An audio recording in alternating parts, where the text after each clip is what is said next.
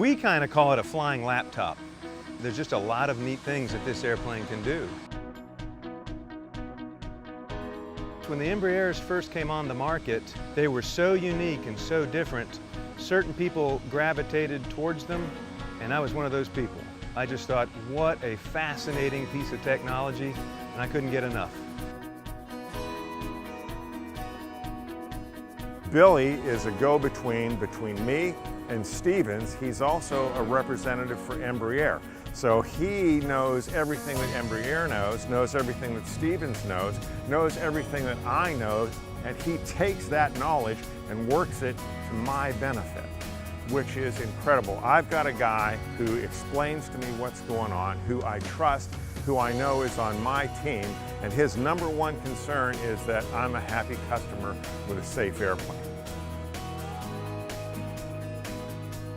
A lot of the pilots are the owners, and you get to see their families. They bring their wives and their children here.